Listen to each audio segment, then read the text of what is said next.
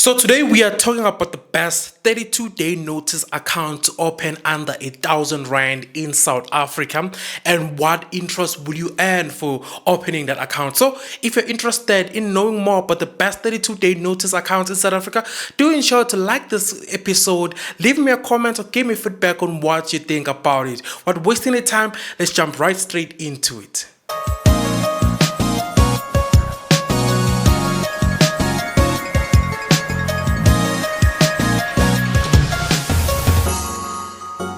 Hello everyone, as I said in the intro, today we are talking about the best 32-day notice accounts in South Africa, and the interest I'll be talking about, guys, they are calculated annually, so they're not a month-to-month basis interest, but they're an annual base interest, and all of them are nominal rates, so please be aware of that.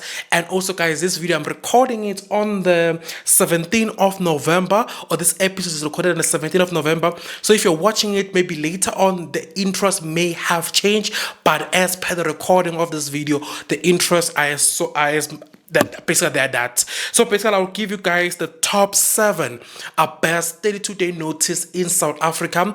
And as I said in the beginning, the nominal rates calculated annually, and this is the best 32-day notice account. At the number 7 spot, guys, we have FNB account. FNB 32-day notice account. They're offering basically around a 7% interest annually. And at the number 6 spot, we have Bank Zero, which offers you around 7.2%. And for a bank like Bank Zero, which is still new and they have low fees, remember, guys, Bank Zero is one of the cheapest banks in South Africa. And for them to offer you 7.2% and also looking that they're the most cheapest in terms of fees, it means you make more money basically, because you don't pay that much for fees compared to a lot of the traditional banks we have in South Africa. So I'm very impressed for Bank Zero to be at the number 6 spot. At the number 5 spot, we have Mr. Longline himself, Capitec Bank, and Capitec Bank is offering you 7.25% interest annually on a 32-day notice. And another thing as well that you must note about Capitec Bank, you need a minimum of 1,000 Rand to open a 32-day notice account. And with Capitec Bank as well, guys, please, I'm always worried about the amount of fees that are included, like withdrawal and all of those things. So compared to Bank Zero, Capitec, my biggest worry is their fees, same as FNB as well. When we go into the number 4 spot, we have the most traditional bank. I don't like this bank, but it's that it exists. Absa Bank, it also offers 7.25% annually on a 32-day notice account, and the minimum you need to have to open a 32-day notice with Absa is 1,000 Rand. At the number 3 spot, we have a bank that a lot of people don't know about it. Every time I speak about, a lot of people ask me, which bank is this one? We are talking about Access Bank. It's not, Access Bank is a more of a new radical bank, but still traditional. I'm not sure if I'm making sense. It's not that much well-known, well-established, but fewer people like it. I have known one person my whole life that uses it, and they love Access Bank. So from them, they say the most convenient bank ever.